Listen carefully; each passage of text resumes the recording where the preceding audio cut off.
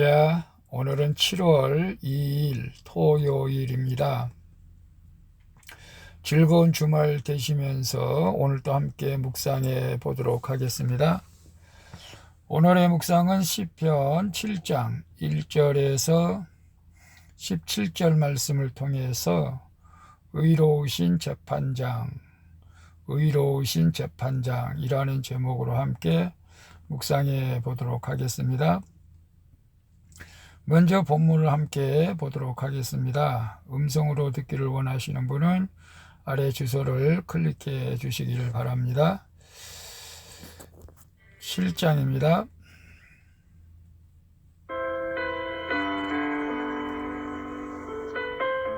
시편 1절 여호와 내 하나님이여, 내가 주께 피하오니 나를 쫓아오는 모든 자들에게서 나를 구원하여 내소서. 2절 건전할 자가 없으면 그들이 사자같이 나를 찢고 뜯을까 하나이다. 3절 여호와 내 하나님이여, 내가 이런 일을 행하였거나 내 손에 죄악이 있거나 4절 화친한 자를 악으로 갚았거나 내 대적에게서 까닭없이 빼앗았거든 5절 원수가 나의 영혼을 쫓아 잡아 내 생명을 땅에 짓밟게 하고 내 영광을 먼지 속에 살게 하소서. 셀라. 6절 여호와여, 진노로 일어나사 내 대적들의 노를 막으시며 나를 위하여 깨소서. 주께서 심판을 명령하셨나이다. 7절 민족들의 모임이 주를 두르게 하시고 그 위 높은 자리에 돌아오소서. 8절 여호와께서 만민에게 심판을 행하시오니 여호와여, 나의 의와 나의 성실함을 따라 나를 심판하소서. 9절 악인의 악을 끊고 의인을 세우소서. 의로우신 하나님이 사람의 마음과 양심을 감찰하시나이다. 10절 나의 방패는 마음이 정직한 자를 구원하시는 하나님께 있도다. 11절 하나님은 의로우신 재판장이시며 매일 분노하시는 하나님이시로다. 12절 사람이 회개하지 아니하면 그가 그의 칼을 가시며 그의 활을 이미 당기어 예비하셨도다. 13절 죽일 도구를 또한 예비하시며 그가 만든 화살은 불화살들이로다. 14절 악인이 죄악을 낳으며 재앙을 베어 거짓을 낳았도다. 15절 그가 웅덩이를 파 만드며 죄가 만든 함정에 빠졌도다. 16절 그의 재앙은 자기 머리로 돌아가고 그의 포악은 자기 정수리에 내리리로다. 17절 내가 여호와께 그의 의를 따라 감사하며 지존하신 여호와의 이름을 찬양하리로다. 아멘. 17절까지 봤습니다. 본문 요약은 이렇습니다. 다윗은 자신을 쫓아오는 자들을 보고 주께 피하면서 자신이 대적의 고소와 비방으로부터 무죄함을 하나님께 호소하고 있습니다. 그는 여호와께 진노로 일어나사 대적들의 노를 막으시고 만민의 심판자께 자신을 심판해 주시길 간구를 합니다.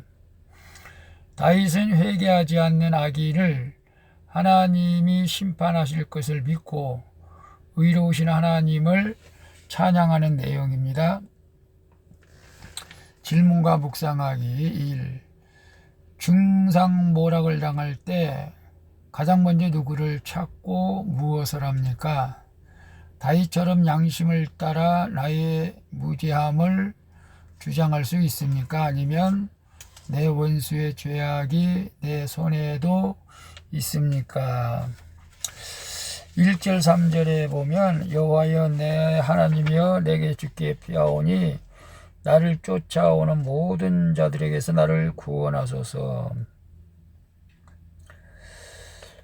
그리고 3절에 여호와 내 하나님이여, 내가 이런 일을 행하였거나 내 손에 죄악이 있거나. 다시 말하면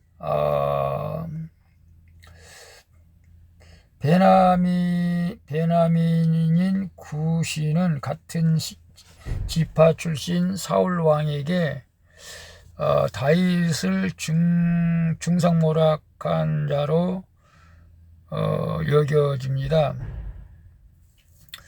구시의 중상모략과 왕의 진노는 백성의 증오를 불붙여 놓으면서 그들은 모두 다윗을 향해 사자같이 달려들죠.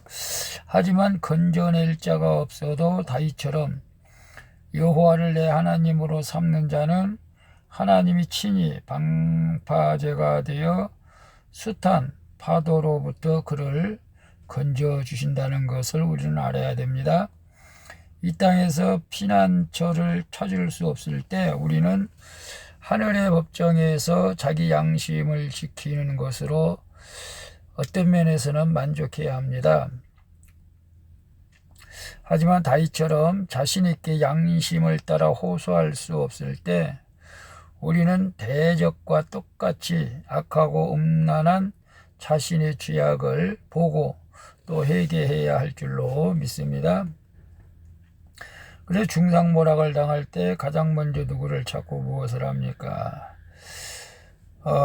중상모략을 당할 때 기분이 나쁘죠. 그래서 사람을 먼저 찾아서 그 사람 오해를 풀든지 아니라고 사정을 얘기하든지 우리는 대부분 다 그렇게 하지 않습니까? 근데 다윗은 그렇지 않은 것 같아요. 다윗은 하나님 앞에 찾고 하나님 앞에 기도했다는 사실을 우리는 오늘 알아야 됩니다. 우리 또한 다윗처럼 어떤 어려움, 억울한 일을 당했을 때에 사람을 찾는 것이 아니고 하나님 앞에 기도함으로써 내 안의 죄를 또 볼 수 있기를 바랍니다. 다윗처럼 양심을 따라 나의 무지함을 주장할 수 있겠습니까? 물론 양심에 따라서 나는 정말로 죄가 없다라고 하나님 앞에 무지함을 주장할 수도 있어야 되겠죠. 아니면 내 원수의 죄악이 내 손에도 있습니까? 어떤 사람들은 그런 말들을 합니다. 손바닥도 마주쳐야 소리가 난다. 다시 말하면은 마주치지 않으면 소리가 안 난다. 사람은 똑같으니까 싸운다. 누가 잘나서 못나서가 아니다. 싸우면은 일단 똑같은 사람이 되어버린다는 것이죠. 부부지간도 마찬가지고. 그래서 누가 싸움을 걸어와도 우리를 중상모략해서 우리를 분노하게 하여도 거기에 우리가 대응하지 않고 우리 하나님 앞에 기도한다면은 하나님께서 좀 어렵겠지만은 좀 시간이 걸릴 수는 있겠지만은 반드시 억울함을 풀어주고 승리하게 하실 줄로 믿습니다. 아니면 우리가 또 내 원수처럼 내 손에도 악이 있음을 보고 막 복수하고 싶은 마음도 있잖아요. 순간적으로 그런 것들을 우리는 자제하고 그런 마음이 있다면 우리가 회개해야 할 줄로 믿습니다. 2번 봅니다. 주님의 진노가 나의 구원을 위해 필요함을 인정합니까? 내가 정직한 마음으로 주님의 심판을 인정하고 회개해야 할 것은 무엇입니까? 6절에서 11절에 보면 다윗은 여호와께 진노로 일어나사 대적들의 노를 막아주시기를 간구하고 있는 것을 봅니다. 자기 죄로 주님의 진노를 경험한 뒤 사죄의 은총을 받고 깨끗한 양심을 갖게 된 다윗은 주님의 심판을 만민에게 행하여 주기를 간구하죠. 하나님이 주의 진노로 나를 징계하신 사건을 통해서 내 옛사람의 악이 끊어지고 새 사람을 잊게 되면 어떤 중상모략과 비방의 사건에서도 내 마음과 양심이 깨끗해져서 무너지지 않게 되는 것이죠. 나를 심판의 사건에서 구원하신 하나님이 만민에게도 심판을 행하여 구원을 베푸실 것을 믿기에 담대히 주님의 심판을 전할 수가 있어야 합니다. 그래서 주님의 진노가 나의 구원을 위해서 필요함을 인정합니까? 아멘이죠. 나의 완전한 구원을 위해서는 주님의 진노가 때로 필요해요. 내가 객길로 잘못된 길로 갈 때는 주님께서 징계하신다는 것을 의미하죠. 그러나 믿음이 연약한 자들에게는 이런 일들을 통해서 오히려 주님을 떠나가고 시험에 드는 경우가 있는데요. 오늘 우리가 구원의 확신을 가지고 예수 그리스도를 믿는다면은 주님께서 우리를 징계한다 할지라도 하나님 앞에 나아가 자복하며 회개할 때 그 구원이 완성되어 가게 될 줄로 믿습니다. 내가 정직한 마음으로 주님의 심판을 인정하고, 그렇죠, 주님의 심판을 인정해야죠. 회개할 것은 무엇입니까? 하나님 앞에 온전하지 못한, 회개할 것이 너무너무 많죠. 사실은 우리가 늘 말씀 안에서 내가 거룩하니 너희도 거룩하라 말씀하시고, 노아처럼 온전하라고 말씀하고 계시는데, 우리가 그러지 못한 부분을 잘 기억해서 회개할 때 하나님께서 우리를 온전한 구원으로 인도하시고 축복의 길로 인도하여 줄 줄로 믿습니다. 3번 봅니다. 하나님을 대적하면서 이 땅에서 죄악을 쌓고 부귀를 누리는 자를 부러워합니까? 애통해합니까?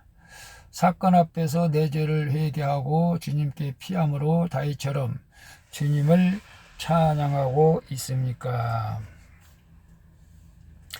12절에서 17절에 보면 중상모락에 짓눌리고 원수에게 쫓기던 다윗은 하나님이 자신의 의로우신 재판장이심을 확신하고 있는 것을 봅니다. 비록 이 땅에서는 원수가 득세하지만 하늘에 계신 재판장이 대적들을 향해 화를 남기고 계심을 그런 믿음으로 보기에 그는 용기를 얻고 그럼에도 불구하고 말씀을 전하고 있는 것을 봅니다. 의로우신 재판장 앞에서 우리가 살 길은 오직 회개하는 것밖에 없죠. 끝까지 자기 욕심대로 행하는 자는 재앙을 베어 결국 죄악을 낳게 되고 심판에 이르게 될 것입니다. 이 죄악의 열매는 거짓이고 바람 같아서 그는 계획한 바라를 성취하지 못할 것이고, 의로우신 재판장은 악인의 중상모락을 그에게 돌아가게 하심으로 반드시 의를 나타내게 하신다는 사실을 우리는 알아야 합니다. 그래서 하나님을 대적하면서 이 땅에서 죄악을 쌓고 부귀를 누리는 자를 부러워합니까?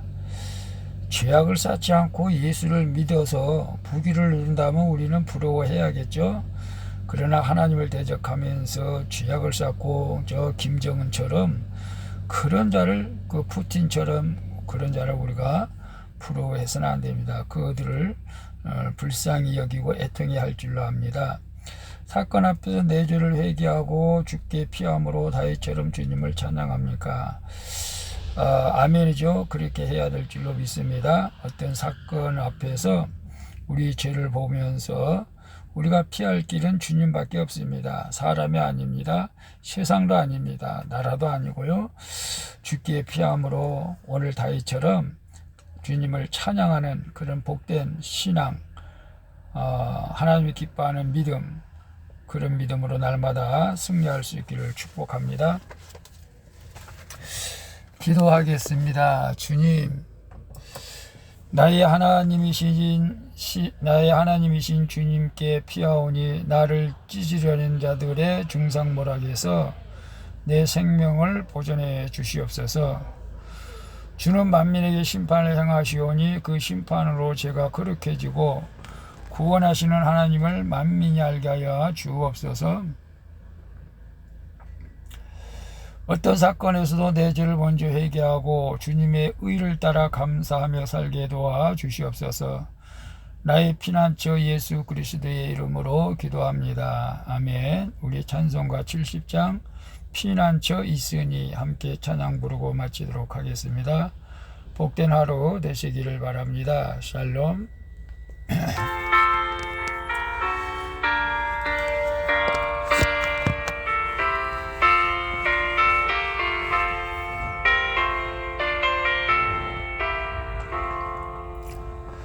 피난처 있으니 환난을 당한 자 이리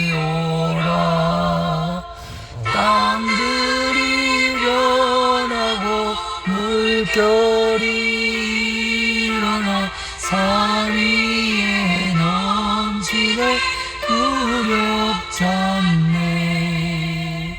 이방이 떠들고 나라들 모여서 진동하나 우리 주 목소리 한 번만 바라며 천하의 모든 것 망하겠네.